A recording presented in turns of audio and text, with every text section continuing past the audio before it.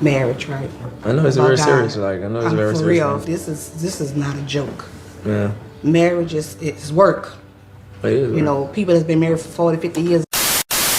Married at First Sight. If you're new to the channel, make sure you like, share, subscribe. Click on the bell button for a notification of the uploads. And for those of you returnees, you got the minerals. You got the minerals.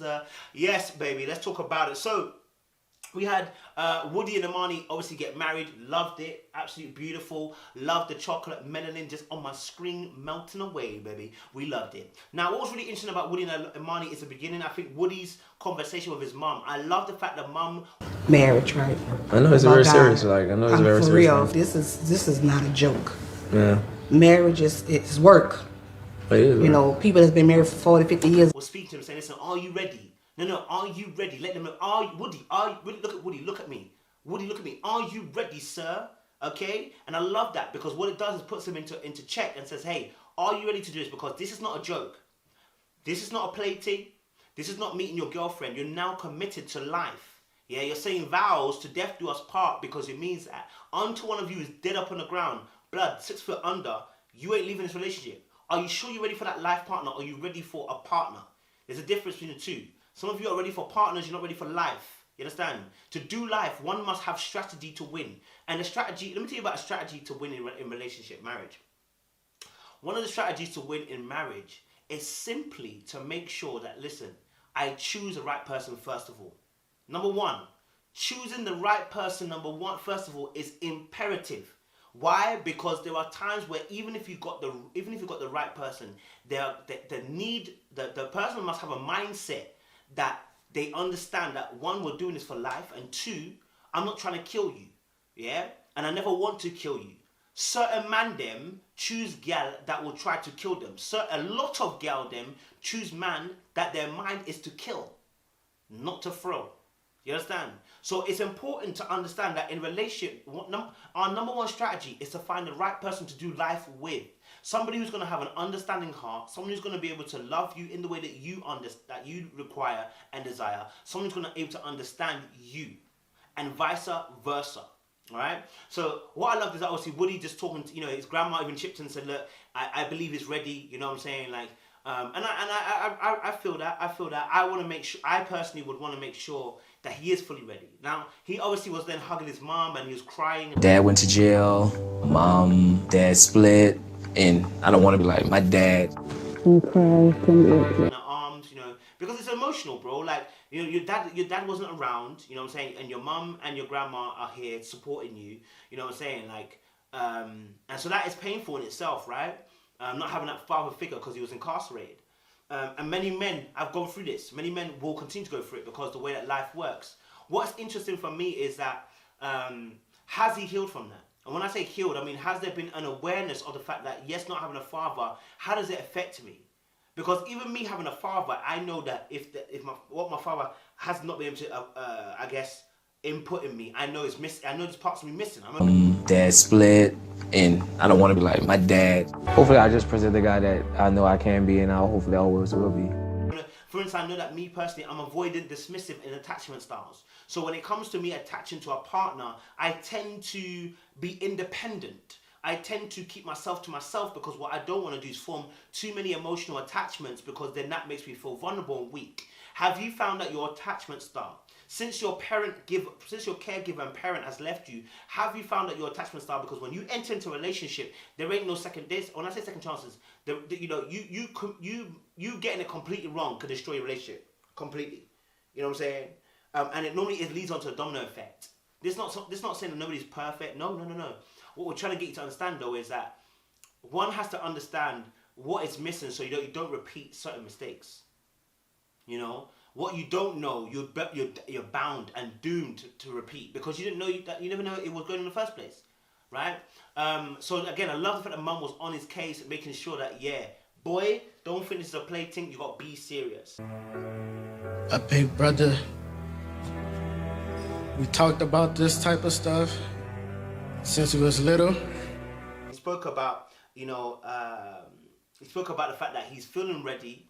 And that this is the time for him because really, he's been waiting for this moment. And in fact, I think even during the best man speech from his cousin. You know, he's speaking about the fact that, you know what, they've been talking about this since they were kids. All right. So this is something that's been on Woody's mind for a very long time. You saw the emotion when he was the cousin was talking. You saw the tears that were in Woody's eyes. You saw the way that even Imani comforted him. That's beautiful. And I think that's what he needs. He needs a woman that's going to be sensitive to his needs, but also at the same time being strong and being. When I say strong, I don't mean like, you know, like strong black women, but I'm talking about in the sense of being strong in the sense of supporting him as he supports you. Right? It's a mutual exclusive support system. Okay.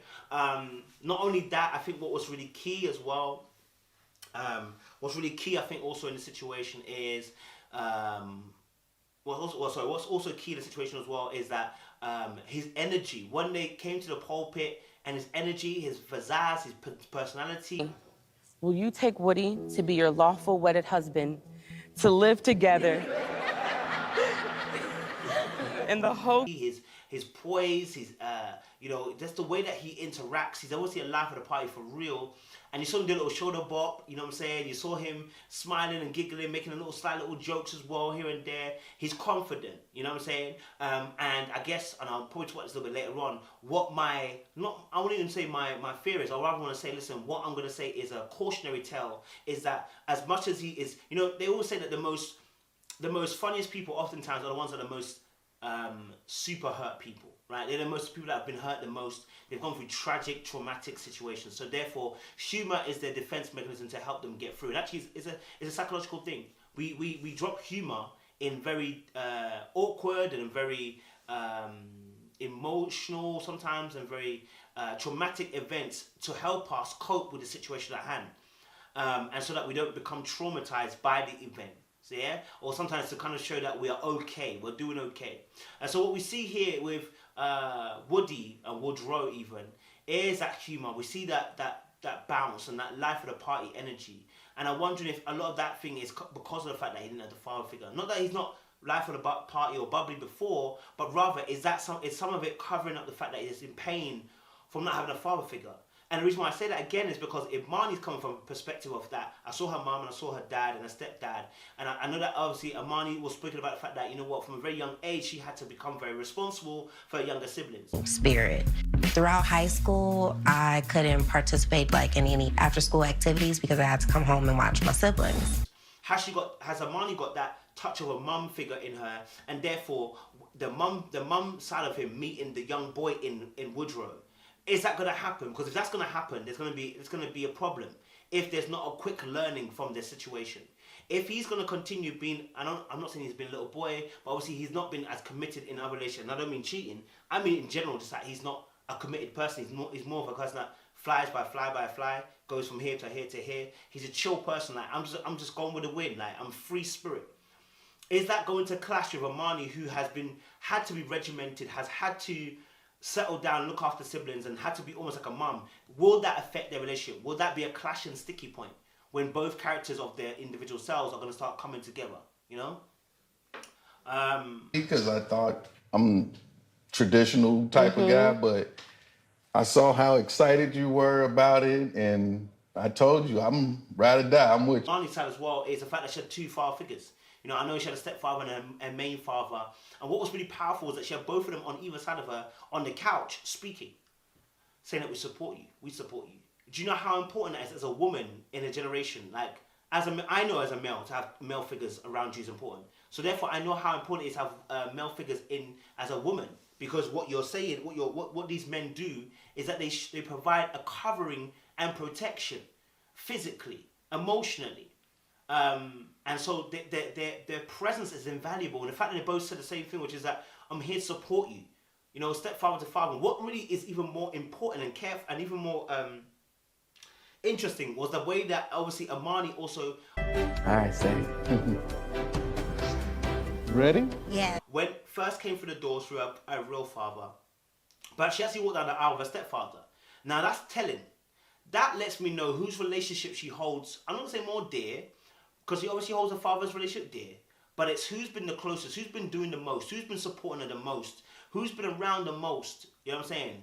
Who's been supporting her in the times of need the most, a father or stepfather. And it looked like I'm just saying because by her choosing for him to walk her down the aisle, because the aisle is the most important part. Most people will see you walk down the aisle. So to not walk with your actual dad, but walk with your stepfather says a whole lot more. You understand? But it was big of her to walk with both fathers. You know what I'm saying? It means that she holds both of them dear, but one holds a very larger place, maybe in her estimations and heart of what she feels has been done for her. You know, it also as well, it's a respectful manner for the father to hand over to a stepfather and feel no way and throw no tantrums. You know what I'm saying? Like, that's a big thing to do. You know, that's a respectful thing to do. What was interesting as well, Imani had a man of honor, not bridesmaid of honor, which is really what you normally have, isn't it? Bride of honor, bridesmaids of honor, or whatever it is. And he had a man of honor, which is really interesting. Obviously, I'm guessing the guy is gay, I'm not sure, or whatever. But it's interesting that she flipped it around a little bit. And I always say this as well, traditions, sometimes we hold fast to tradition. Look, it's a wedding, and the traditions have been moving time and time again through culture. So actually, the truth of the matter here is that, look, at the end of the day, we all have our way of doing things. And I love the fact that she had something a little bit different. And obviously that person who's a man of honor must have obviously been a man of honor. Must have really honored her, supported her, loved her, taken care of her, and really just tried to make sure she was the first one, or first priority, I should say. What was interesting again as well is that, you know, they both work with kids. Work with kids. What age group do you work with? High school. I teach stats, so I'm a math background. Actually, I work with high school seniors and juniors. One works with the high school. They both work in high school and everything. I think that's going to be a very key contention area. Now, he said something which is really interesting. The words he said was, you know, I'm not opposed to kids. I'm not opposed isn't I want kids. I'm not opposed isn't saying, look, maybe, you know what, in a few years' time I want to. You know, because when he asked the question, she said, obviously, you know, maybe not right away, but, you know, soon come. And he says, obviously, I'm not opposed to it. I guess since we're on the topic of kids, do you want kids? I do want kids. Okay.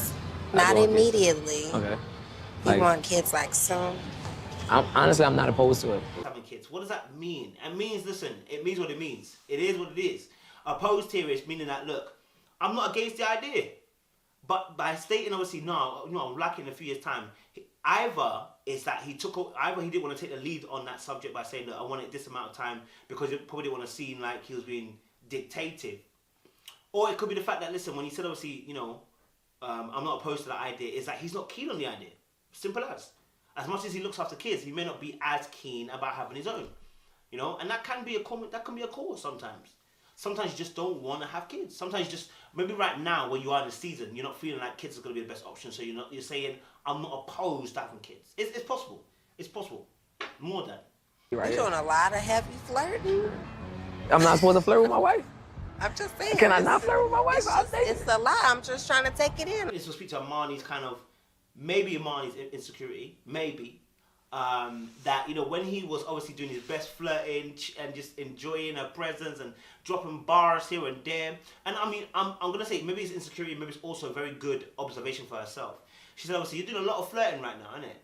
Like, and I think he was taken aback by that. Yeah, you know, of course, I'm kind of flirting my wife kind of thing, you know. And I think for her, in her mind, where I may be seeing what she might be seeing is that, number one, maybe she's thinking all this flirting, you know, it might be a front for something. All this flirting that you're doing might actually be a front for the fact that you are not trying to release the deep you. Number two, the humor and the fun may also be a part of the fact that, you know what, you don't have anything deep to you. This is your level. You know, having the flirting and joking and banter could also showcase to her maybe that you're a bit of a player, and you're not stable. You're not ready for a relationship. You know what I'm saying? And you're treating this like, you might treat this like some type of game, right? So there are many things that could have run through her head. But when she's, and the fourth one obviously is then personally she might have had her own insecurities. Might have seen similar behaviors in other men or come across similar behaviors of the flirting and the confidence and the bars, and then seen obviously how men behave and seen that, okay, look, actually these guys who do these things, they always have this result. And so for her, she may have seen it that way, that she might have been triggered by his behavior as a course say, hey, are you sure this is correct behavior? Because I've seen this before and it didn't end well maybe. Or I saw that, you know, the guy was just a bit of a player, wanted to end up sleeping with the girl. That's all he wanted. So you have to weigh it up. You have to weigh it up, man. Have to weigh it up. And then obviously, you know, when they were doing the photos, and even when they were just drinking champagne, and then the dance at the end as well, the dance as well. What's really interesting is the fact that Woody and Imani have great physical chemistry. They were not afraid to kiss at the pulpit. They weren't afraid to dance. They Don't fake it. Yeah. It definitely feels natural, like it doesn't feel forced because we're literally surrounded by friends and family, and it's easy to just feel a little anxious. They weren't afraid to have a kiss when everyone hit the glasses. They weren't afraid to be close. I even saw him whining her at the end, like he did at the hen party. Like, they both obviously have that same type of energy. So they've got great physical intimacy, and I think they're gonna probably have great sexual intimacy. Where they're gonna have to work on, or where there may be some work to work on, is the emotional intimacy. Can both of them be vulnerable? Can they both be vulnerable? That's the key question we're asking ourselves. Can they be vulnerable? That's the question we're asking ourselves. Can they be vulnerable? Because in the truth of the matter, that's what we're trying to find out. Because if they're not going to be able to be emotionally vulnerable, they are not going to do each other a good service. Because I believe Woody's got a lot of things that he's fighting, a lot of things that he's going to try and work through. And I think that without the emotional intimacy, this relationship can only go so far. Yeah. So that's where the key things are working. They got great physical, I believe they're going to have great sexual chemistry. But are you going to be able to, and they've even got mental intimacy because they both have the same similar type of job and stuff. Can they be emotionally vulnerable? That's the key question we're asking ourselves. Can they be emotionally vulnerable? And that's a question we're going to have to find out in the next few episodes. Guys, I don't know if you've noticed anything else about the show, but obviously as well, I loved as well, again, Woodrow's cousin's words to him, men need big brothers, you know what I'm saying? And so, we hope the best for them. But again, like I said, the thing they're going to have to focus on is emotional intimacy. And that basically is, how can I be vulnerable to you? How can I let you see inside of me on my emotional side? Yeah? What my emotions actually say. What I've experienced. So guys, make sure you like, share, subscribe. Click on the bell button for a notification of the what? Uploads, baby. And for those of you returnees, you got the minerals. You got the minerals. Appreciate you guys. Still loaded. More love.